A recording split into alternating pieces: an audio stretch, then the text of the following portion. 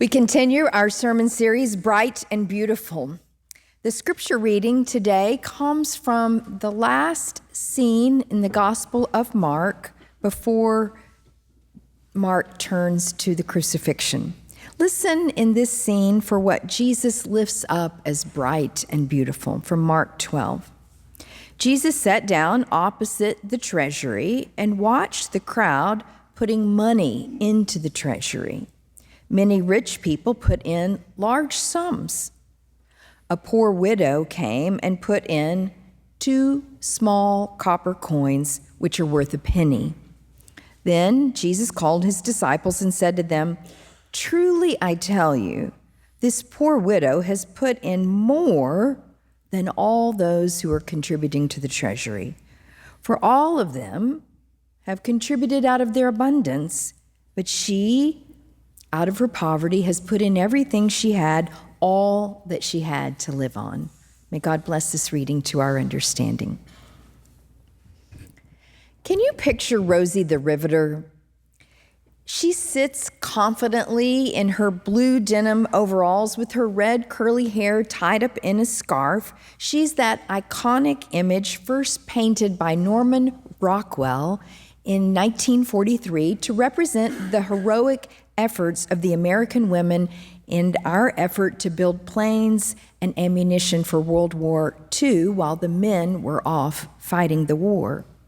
I had seen Rosie the Riveter on coffee mugs and tea towels and posters, but it took my breath away to see the original painting at Crystal Bridges in Arkansas. Here was this muscular woman. I mean, she's got these huge muscles with flexed biceps. Her whimsical and bold strength reminds me of the long line of women whose genes I received.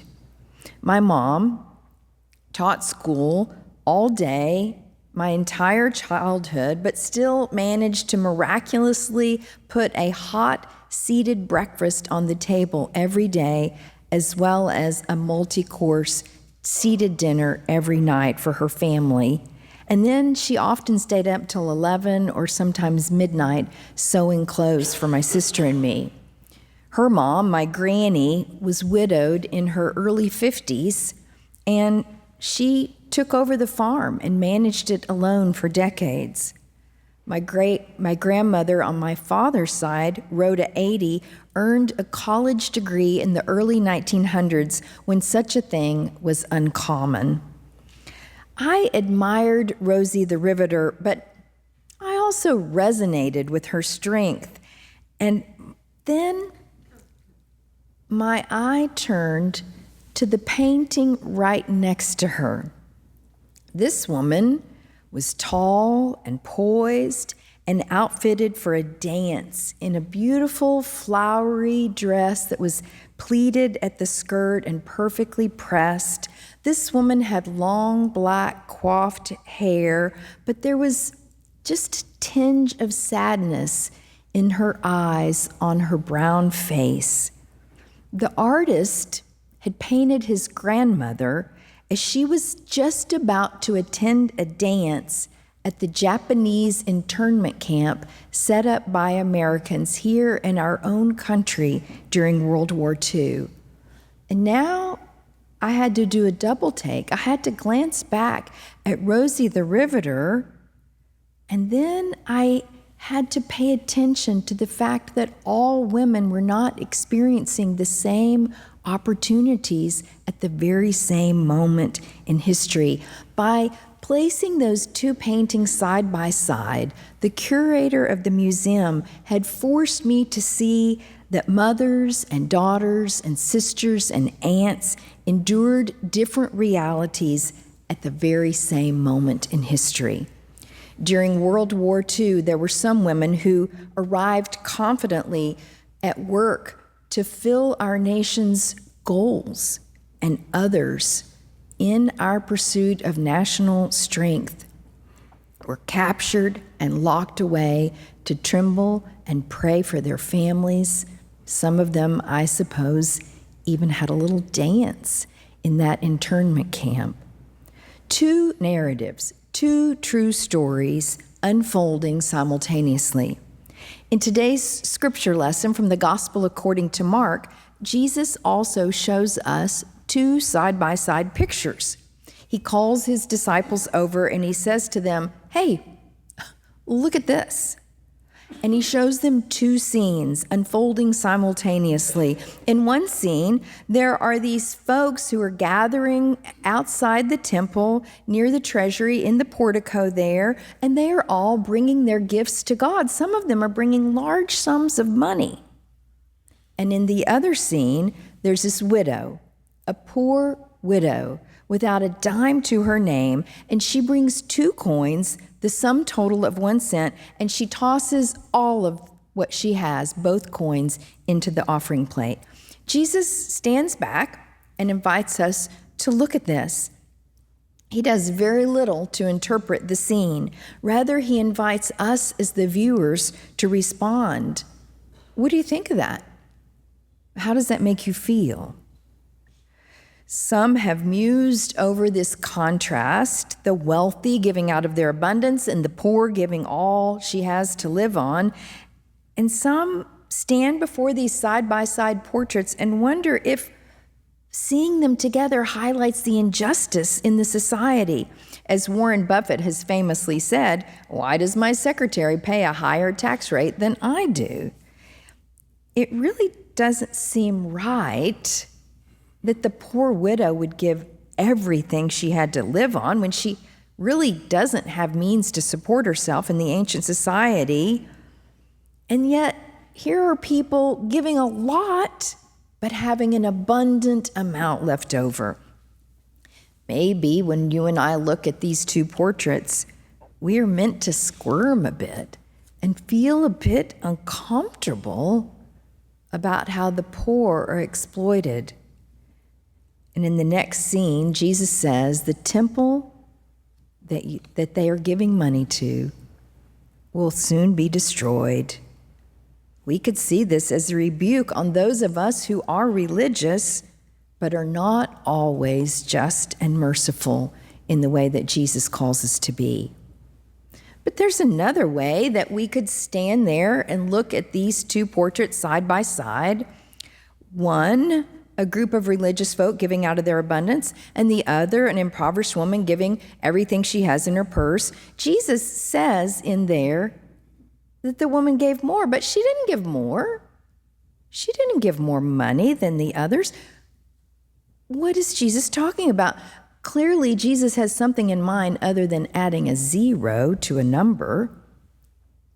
Jesus observes, as another scripture says, that where this woman's heart is, so her treasure is. He lifts her up for us to see as a spiritual mentor. She gave her heart and her soul. She gave out of love by lifting up this widow who in the ancient day has no capacity to support herself. Jesus shines the spotlight on the poorest of the poor, and he also invites us not to pity her, but to admire her deep faith and her enormous capacity as a human being to be lavishly generous. The widow in this story reminds me of the myriad instances when faithful generosity is expressed unobtrusively, gently, and yet with profound effect. It reminds me of the time many years ago when our church sent a medical team to work in rural Honduras. There were doctors, nurses, dentists, and we worked out of a base camp that was an actual clinic run by the Christian Church of Honduras. But each day we would send a team of doctors and nurses on donkeys up into the mountains. It was a several-hour trip, and they would serve the communities up there who couldn't make it by foot down to our clinic. And we were told that the custom there was that we would be charging 50 cents to each patient so that every patient had some kind of buy-in to the program, and it would help the locals to replenish the medical supplies. But there was this one patient up in the rural clinic, way up in the mountains. I remember the doctors and nurses telling what had happened after they treated him. He had paid his 50 cents, he had been treated, he had walked several hours back to his house after he had received medical care. And then he walked several hours back up into the mountain clinic, carrying armloads, all that he could carry, pineapples from his own land to pay the doctors, a gift from himself. We thought we had come to be generous, but this humble man was teaching us the true meaning of generosity. A couple of weeks ago, right here at the church, we passed out $10 bills to our children and youth, and we asked them, do something bright and beautiful with this $10, and really, what can $10 buy today? But one 4-year-old girl bought a candle for her teacher, and a first grade student observed the neighbor across the street, a widow, a recent widow, who each day goes out into her garden and works in her yard. And this first grader decided that she would use her $10 to buy one of those garden stones, and she hand painted it and took it to the neighbor to give her a bright and beautiful uplift as she gardens each day. And then there was this group of teenage boys, and when they received their $10, they looked at each other, and almost at the same moment, they had the idea of pooling their money and doing something bright and beautiful to cheer up their bus driver, who they think is the kindest man. What is it about these small gifts that have such enormous impact? Like the widow, our children and youth were giving their all. They were giving from the heart. Who is it that said that God is more a verb than a noun? When we give from the heart, the powerful movement of God can work miracles here on earth. As Augustine said, the earth is a colony of heaven. And that is what unfolds in this broken world of fragmentary compassion when a person of faith pours out himself or herself completely and fully sharing the gifts of God's love. I remember this man in our church. He came around once a year. I mean, he was here every Sunday, but once a year, he would show up in the church office and write his annual gift to the church from his checkbook. But then he would go into the office of the minister of congregational care, and he would say, tell me, what are the struggles that you see in this congregation? And sometimes he would hear a story about a family that maybe the mom or the dad had lost his or her job, and they could no longer afford dance lessons or piano lessons, and so their kids had dropped out. And he would note that. And then he would hear stories about a family that didn't live far from the church, but they had endured a house fire, and there's never quite enough insurance money to put the house back together. And he would write an additional gift to the church, to the benevolence fund, because he wanted to make sure that each family, each household was supported by this congregation. He anonymously gave his gift, and then he gave a bit more of himself. I remember a woman who sang here in the chancel choir, who lived her entire adult life with a debilitating mental illness. Carol had no family. The choir was her family. The church was her family. She was technically a ward of the state. She had grown up in this community with a family that had some means. She went to college, then she entered graduate school, but then she experienced a mental breakdown from which she never recovered.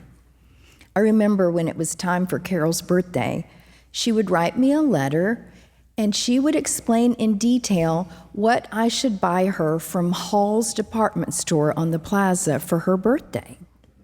And she had exquisite taste. But she had no car and no money.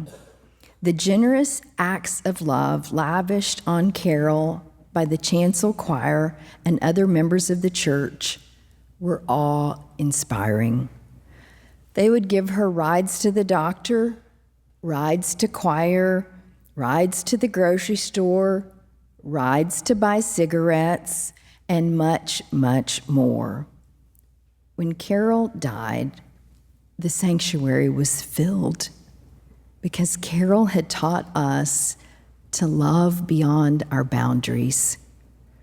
A church cannot live without the financial generosity of its members and its friends, and it is not a church until we give it our whole heart, until we share our gifts of time and talent without someone to teach the 4-year-old class, without someone to bake cookies, without someone to serve on the funeral guild and pass out bulletins to the family when they arrive, without someone to serve supper to the homeless. We will not be able to reveal God's love. Sometimes we look at the widow who gave that mite, and then we look at the rich who gave the large sums, and we wonder, which are we? Are we giving our all? But the theologian Emily Towns muses over these two images, and she wonders something different. What if you and I are the 2 copper coins?